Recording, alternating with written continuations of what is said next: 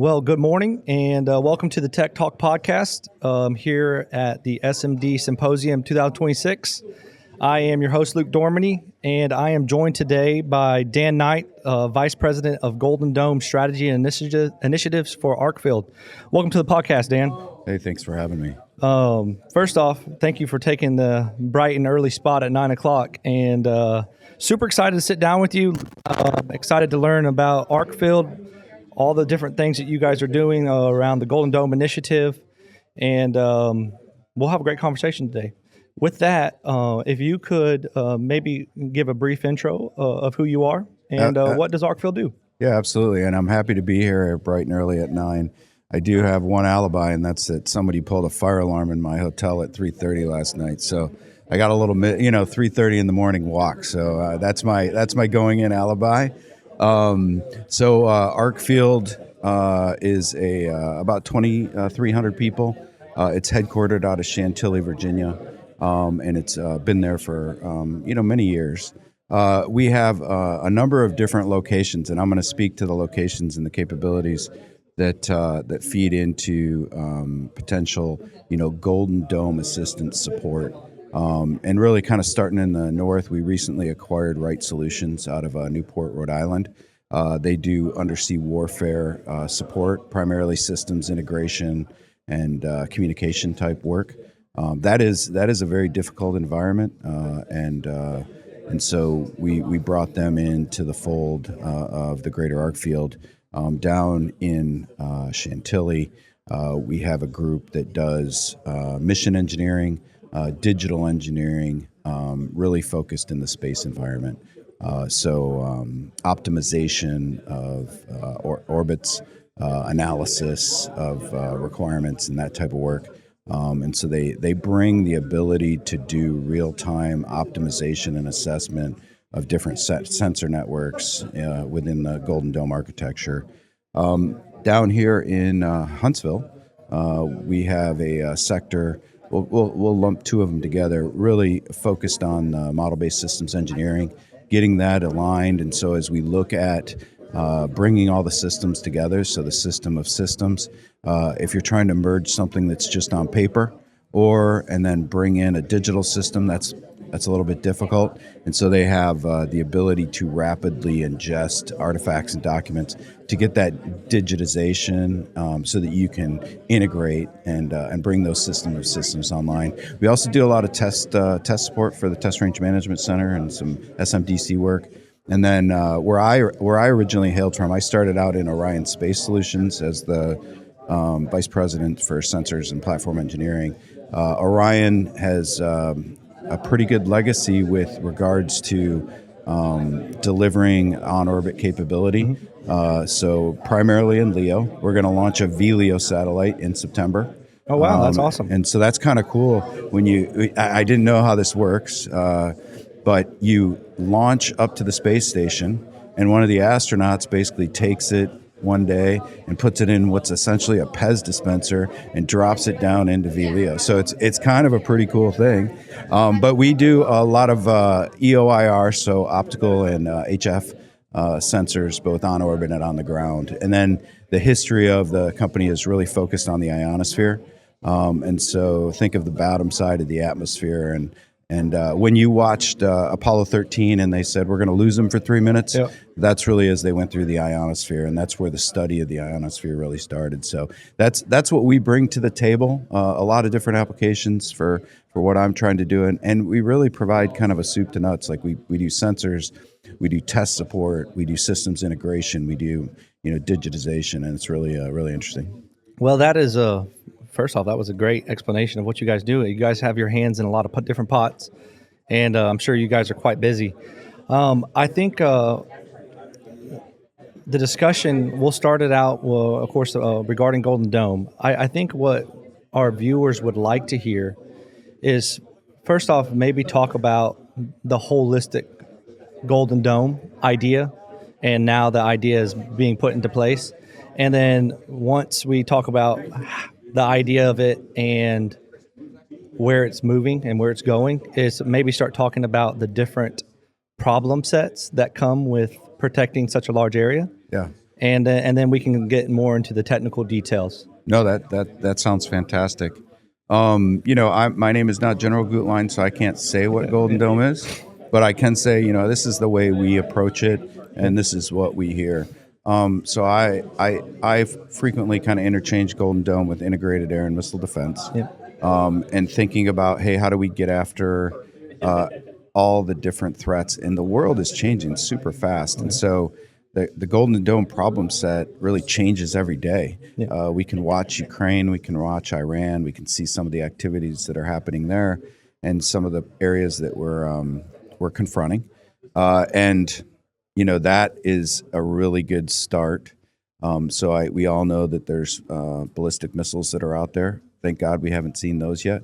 But, you really start there and you go all the way down to drones. And when you think about setting up an architecture that can do all of that, it's very challenging. That's where we really, we think about mission engineering and having everything digitized and able to be adaptable. That I think is really important. And then the other part that to me is near and dear to my heart is, I think many of us saw a podcast or saw YouTube, and we saw the $1 billion radar get blown up in Bahrain. That's all over the place. So everyone's not telling anybody secrets.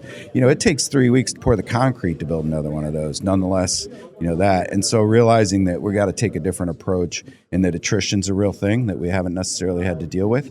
And that when we think about that, we need to think about the sensors and how we engineer and architect and make sure that it's adaptable or living going forward. So that's how I think about Golden Dome. I think it's, I don't know that you can localize it.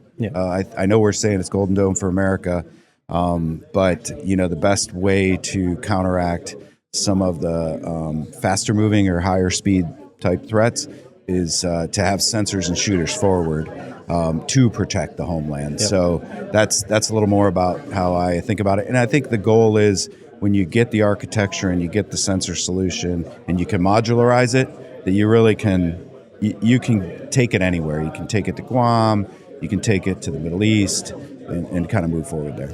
Yeah, so I think a lot of people don't understand how complex of a problem that we are trying to solve.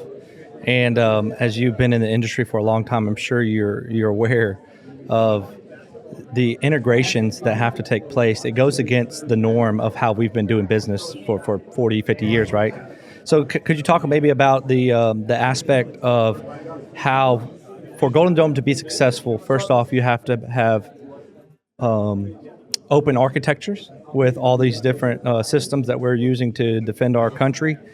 And then not just only from an open architecture side of the house is the teaming arrangements and the partnerships that have to exist in industry for this to be successful.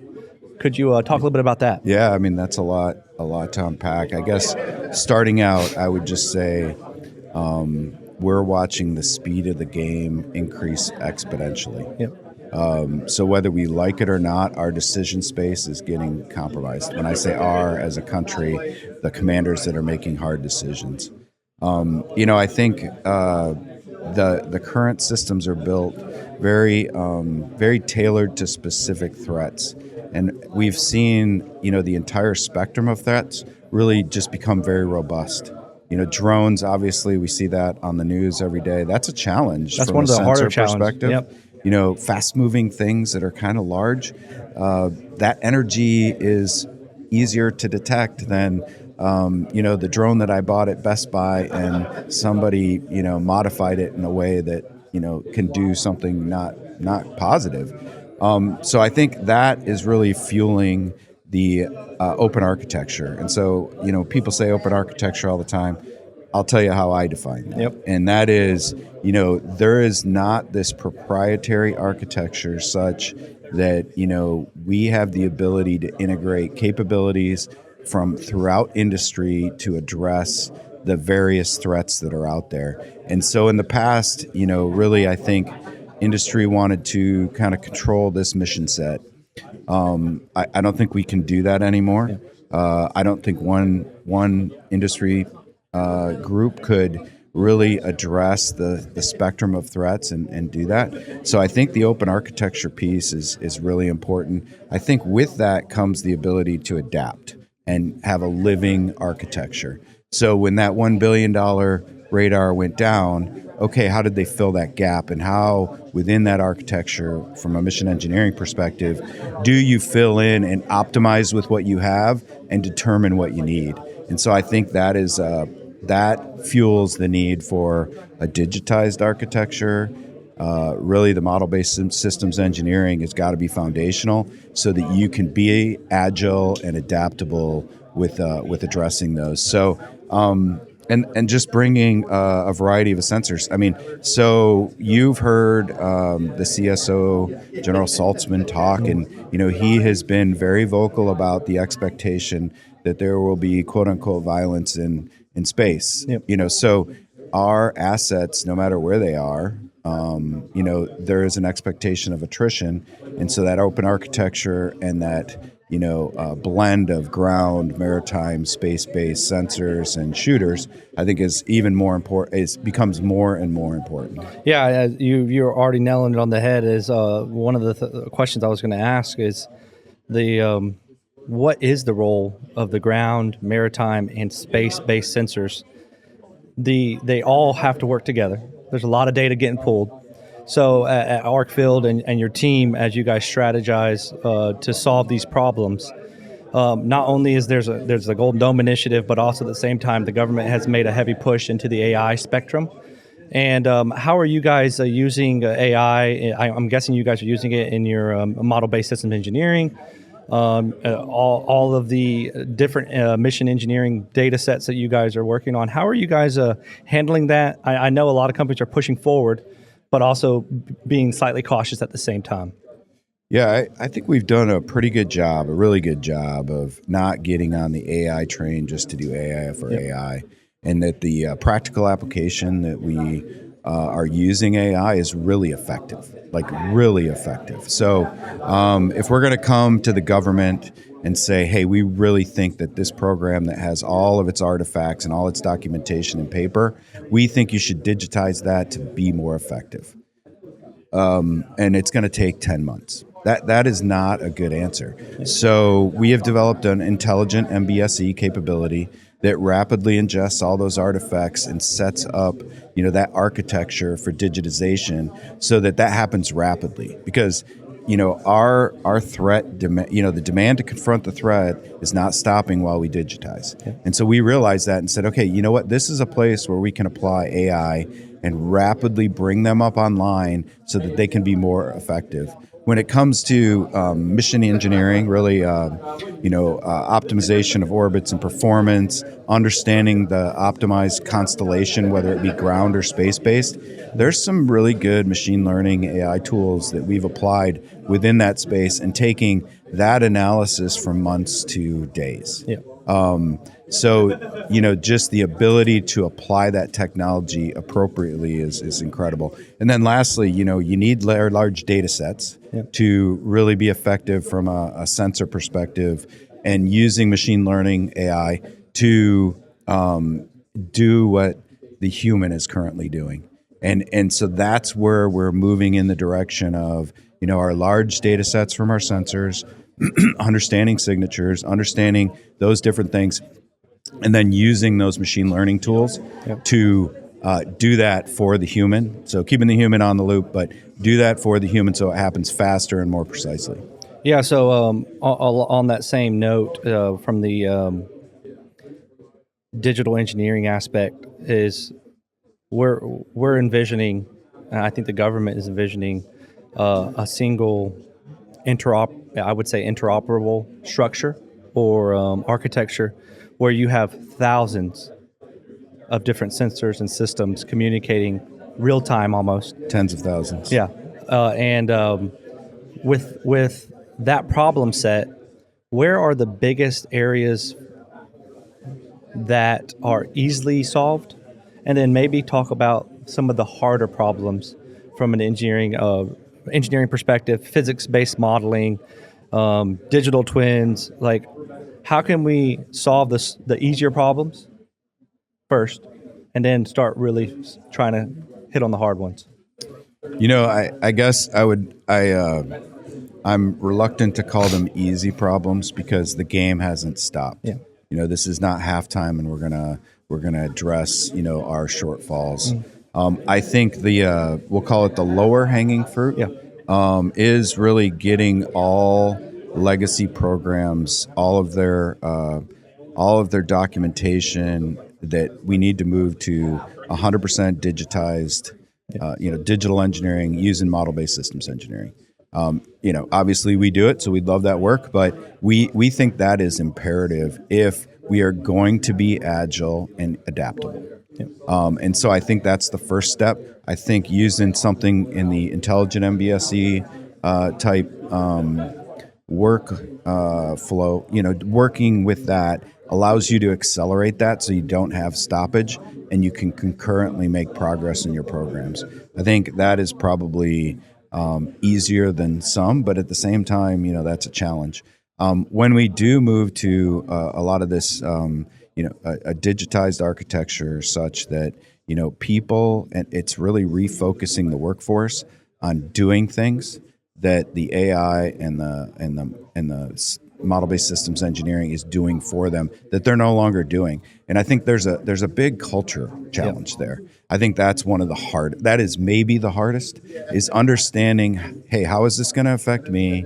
And we have to speak to those people because we have brilliant people that are very committed, both in industry and in government, that are very committed to national defense, that want to see how they can continue to contribute, and that AI, machine learning, and some of those applications using a model-based systems engineering core is not going to take away from their ability to contribute. They just may be doing more about creating new knowledge and new things, less about some of the, we'll call it maintenance and housekeeping that they used to do. So I would say that's one of the most challenging. Getting all of the sensor networks to communicate and integrate in real time, a variety of challenges there. I mean, so we have legacy proprietary type things. I understand that the president just authorized General Gutlein to pull data and really knock down some of those walls. I think from a policy perspective, that's tremendous. I would love to think that anytime the president gives direction and a four-star general moves out on it, that there will be no more barriers. I think working through that to prudently do that is going to be one of his biggest challenges. We're here to help with that because, breaking down those walls and allowing all the sensors to talk, I think is going to be imperative. And I hope we don't wait until something bad happens to really drive that change. So more forward leaning. We know the problem exists and we have to go address it now. Absolutely. With Arcfield and all the different groups that you support, you mentioned briefly several entities. Are you guys super plugged in at the Space Force, U.S. Space Command? I'm assuming doing any work with MISIC, DIA. Where are your teams at, and how are they supporting these other organizations? Yeah, so I think the ones that we can talk about here are. We are definitely plugged into the Space Force. From the Orion space perspective, we are delivering the very low Earth orbit satellite that's going into the PEZ dispenser. That's for DARPA. We are currently the prime for the Tetra 5.6 solution. So Tetra 5.6 is the GEO space refueling. So it's going to go around RPO ops and refuel GEO birds, and that will enable the Space Force's maneuver without regret. And then, commercially, we have some work in the space weather realm, and continue with that. Down here, TRMC, MDA, Orion is doing some MDA work. And I think, when you think of Golden Dome, a lot of that is there working in the services and in some of the agencies. We have some work with Indo-PACOM, and then just really throughout the space business for the mission engineering piece. When it comes to model-based systems engineering, we are a commercial entity still underneath the Arcfield umbrella. Yep. So we're doing that for both private entities as well as government, and really that work is going throughout the government. Yep. Here locally as well as in all of the services. So this will kind of be one of our last discussions about how the over the course of a year and a half, with different administrations coming in, there's always a lot of change, and as everyone knows, there's been a ton of change over the last year and a half, with the Doge coming in back in January of 25, lots of cuts in some critical areas of the government. A lot of companies said last year was probably one of the hardest years for them. And how are you guys tailoring your acquisition cycle towards what the government's doing? The government is really looking towards more commercially available solutions. They don't want to be paying for R&D for 2, 3, 4, 5 years to develop something. It sounds like you guys have leaned ahead, and you guys have several commercially available tools that you can tailor towards the specific needs of the government or the requirements that exist. Yeah, I would say we've been really lucky. Our our executive team, Kevin Kelly, John Avalos, COO, and Lori, our CFO, have really dedicated a lot of IRAD funding. Yeah. So really two approaches. When I talked about Golden Dome, we really focus on integrated air and missile defense. That will, in my opinion, transcend any administration. Golden Dome's a name, but I think integrated air and missile defense is something that my former bosses at NORAD Northcom were calling for in 2010, and General Van Herk, before he left, in 2024-ish, he was still calling for that. So I think that's a requirement that's been out there, and that will transcend. So we're focused on that. How do we support that? And then, as we talked, we're trying to provide solutions that are ready for integration, or we bring our own integrator. So instead of dropping a sensor off at somebody's porch and saying good luck with that, we are leveraging the capabilities that we have within the company to do the constellation optimization, to do the mission engineering, to do the systems integration, to understand how it's going to be tested, because we do test support. So we're trying to think through, how do we bring something to the government that is going to be fielded and operational rapidly. And so that's really our strategy. So I would say, focusing on the basics, integrated air and missile defense, committing to IRAD, which we've done, cross-sector IRAD work, which is tremendous. And then, we bring a solution versus a portion of a solution forward, and trying to get after it that way. I love I think the main area I think our viewers is the government is looking to companies to spend their own money, before they get a contract. And if you're not going to take the initiative as a company to say, hey, we will lean forward with some risk involved, right? But the government is also taking risk, so they said, hey, you guys have to do something for yourselves in order for us to be able to help you. 100%. So I just 3 quick things that we've done. We have an all-sky narrowband imager, detects hypersonics in the glide phase. That was, started as an SBIR, and just tremendous amounts of IRAD investment to bring that along and make it operationally relevant. So, optimizing constellations and using AI that we can apply to a variety of space customers. That was an IRAD that they invested in, bringing it on. And then this intelligent MBSE, identifying, hey, we need to digitize, our systems. Yeah. Okay, but we realize that human nature is, I don't want to wait 10 months. Okay, how can we leverage AI? That was another IRAD initiative. So we're looking at the requirements versus the gee whiz, and really trying to be pragmatic with how we apply our IRAD dollars to bring a solution to the government. Yep, no, that's awesome. Well, we always do at the end of the podcast, we always usually ask 1 or 2 questions, just random off the cuff, I would say.